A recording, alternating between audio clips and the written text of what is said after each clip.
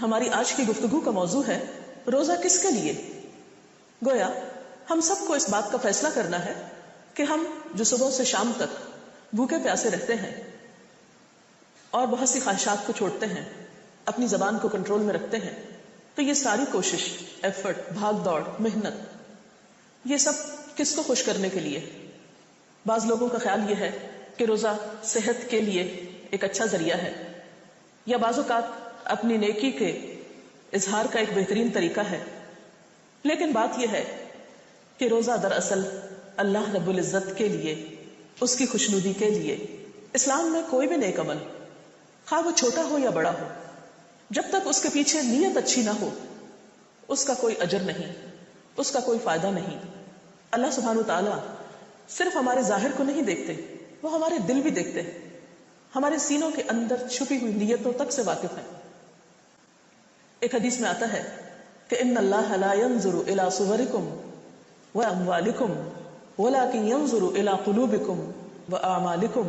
اللہ تمہاری صورتوں اور تمہارے مال کو نہیں دیکھتا، بلکہ وہ تو تمہارے دلوں اور تمہارے اعمال کو دیکھتا ہے، اور پھر اعمال بھی وہ جن کے پیچھے نیت اچھی ہو. وہ مشہور حدیث تو آپ سب نے سن رکھی ہوگی کہ انما الاعمال بالنیات، کہ یقیناً اعمال کا دار و مدار نیت پر ہے. نیت کسی بھی عمل کے لیے ایک بنیاد یا فاؤنڈیشن کی حیثیت رکھتی ہے. جس طرح ایک عمارت بنیاد کے بغیر کھڑی نہیں ہو سکتی، خواہ وہ کتنی ہی عالیشان کیوں نہ ہو، جس طرح ایک پودا جڑوں کے بغیر کھڑا نہیں ہو سکتا، ایک بیج کے بغیر ایک پودے کا تصور نہیں کیا جا سکتا، اسی طرح اسلام میں کسی عبادت کا اصل مقصد اس وقت تک پورا نہیں ہوتا، اس پر اجر و ثواب کے بارے میں سوچا نہیں جا سکتا جب تک کہ اس کے پیچھے نیت اچھی نہ ہو.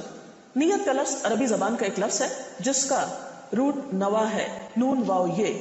نوا عربی میں گٹلی کو کہتے ہیں. تو گویا جیسے ایک گٹلی ایک پودے کے وجود کا ذریعہ بنتی ہے، اسی طرح اچھی نیت اچھے عمل کی بنیاد بنتی ہے.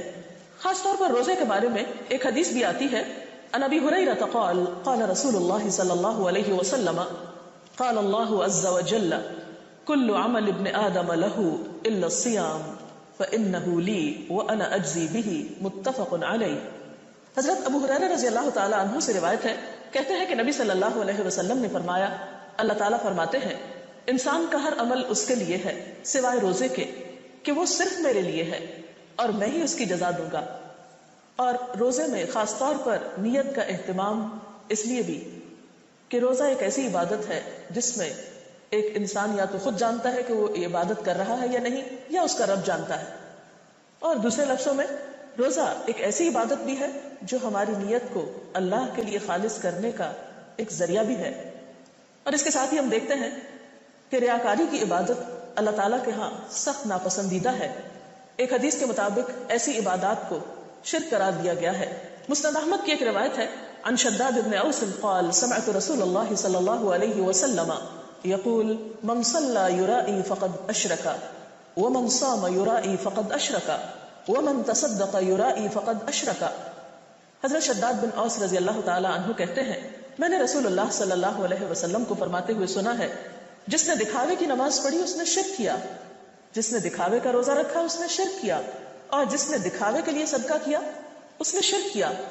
تو گویا اللہ سبحانہ وتعالیٰ کی خوشی کی بجائے کسی اور کی خوشی ہو، یا جس میں انسان اس کے لیے اپنے عمل کو خالص کرنے کی بجائے دوسروں سے اس کی شہرت چاہتا ہو، یا ناموری چاہتا ہو، یا اپنی پاکیزگی کا کوئی دم بھرنا چاہتا ہو. نہیں، اسلام میں عبادت سراسر اللہ کی خوشی حاصل کرنے کا نام ہے. ایسی عبادت کا فائدہ کیا ہے؟ نبی صلی اللہ علیہ وسلم نے فرمایا، من صام یوما ابتغاء وجہ اللہ بعدہ اللہ من جہنم. بہقی کی اس روایت کا مطلب یہ ہے کہ جو شخص اللہ تعالیٰ کی رضامندی کے لیے ایک دن کا روزہ رکھے گا، اللہ تعالیٰ اس کو جہنم سے دور کر دے گا. تو گویا یہاں بھی جہنم سے دوری کی وجہ محض روزہ رکھنا نہیں ہے، بلکہ روزہ اللہ کے لیے رکھنا ہے. اور اللہ کے لیے رکھنے کا مطلب کیا ہے؟ اس کی رضامندی اور اس کی خوشی چاہنے کے لیے. ایک اور حدیث میں آتا ہے، نبی صلی اللہ علیہ وسلم نے فرمایا، جو شخص لا الہ الا اللہ کہے اور اسی پر اس کا خاتمہ ہو جائے تو وہ جنت میں داخل ہوگا. اور جو اللہ تعالیٰ کی خوشنودی کے لیے ایک دن کا روزہ رکھے، ایک دن کا، اور وہ اسی پر مر جائے، یعنی اس کے دل میں اور کوئی غرض نہیں تھی سوائے اپنے رب کی خوشنودی کے، تو وہ جنت میں داخل ہوگا. اور جو شخص اللہ تعالیٰ کی خوشنودی کے لیے صدقہ و خیرات کرے اور اسی پر اس کا خاتمہ ہو تو وہ بھی جنت میں داخل ہوگا. اب سوال یہ پیدا ہوتا ہے کہ پھر روزے کی نیت کیسے کی جائے؟ جیسا کہ آپ جانتے ہیں کہ نیت کا لفظ نوا سے، اور نوا گٹلی کو کہتے ہیں، اور گٹلی دراصل زمین کے اندر ہوتی ہے جب جا کر اس سے پودا نکلتا ہے. تو اسی طرح نیت کا تعلق انسان کے دل سے ہے. نیت دل کے ارادے کا نام ہے. اس کے لیے کچھ مخصوص الفاظ آپ صلی اللہ علیہ وسلم نے ہمیں نہیں سکھائے. اور نیت دراصل انسان کا اپنے شعور کے ساتھ خود اپنے ساتھ ایک وعدہ اور ارادہ ہے کہ میں یہ کام اللہ تعالیٰ کے لیے کرنے جا رہا ہوں. اب سوال یہ پیدا ہوتا ہے کہ نیت کس وقت کی جائے؟ تو روزہ رکھنے کی نیت روزے کا وقت شروع ہونے سے پہلے کر لینی چاہیے، کیونکہ حضرت حفصہ کی ایک روایت میں آتا ہے کہ نبی صلی اللہ علیہ وسلم نے فرمایا من لم یجمع الصیام قبل الفجر فلا صیام له، جس نے فجر سے پہلے روزے کی نیت نہیں کی اس کا روزہ نہیں. تو فرضی روزے میں روزے کی نیت فجر کے شروع ہونے سے پہلے کر لینی چاہیے. گویا جس وقت آپ کی سحری کا وقت ختم ہوتا ہے اس کے ساتھ ہی نیت شروع ہو جانی چاہیے. تو خلاصہ یہ ہے کہ انسان جو بھی اچھا کام کرے وہ دکھاوے کے لیے نہ کرے، لوگوں سے جزا پانے کے لیے نہ کرے، لوگوں کی تعریف چاہنے کے لیے نہ کرے، بلکہ اللہ کے لیے کرے. کیوں؟ اس لیے کہ سب کچھ تو ہمیں اسی نے دیا. ہمارے پاس جو کچھ ہے، ہمارا یہ جسم، ہمارے لیے کھانے کی نعمتیں، ہمارے لیے دنیا کی اور ان گنت نعمتیں، یہ سب کچھ کہاں سے ملی ہم کو؟ اللہ رب العزت کی طرف سے. اور جب ہم عبادت کرتے ہیں تو دراصل ایک طرح سے ہم ان نعمتوں کا شکرانہ ادا کر رہے ہوتے ہیں. اور اگر اس میں بھی ہم اس کے ساتھ اوروں کو شریک کر لیں تو وہ کس قسم کا شکرانہ ہے؟ تو بہرحال روزہ اللہ کے لیے، اللہ تعالیٰ ہی اس کی جزا دینے والا ہے. دکھاوے کا روزہ شرک قرار دیا گیا ہے. اور روزے کی نیت دل میں ہوتی ہے، اور نیت کا وقت فجر سے پہلے تک کا ہے. اگر اس کے علاوہ نیت سے متعلق آپ کے ذہن میں کوئی سوال ہو تو آپ کر سکتے ہیں. جی آپ کیجیے سوال. میرا آپ سے سوال ہے کہ روزے کی نیت کا صحیح طریقہ کیا ہے؟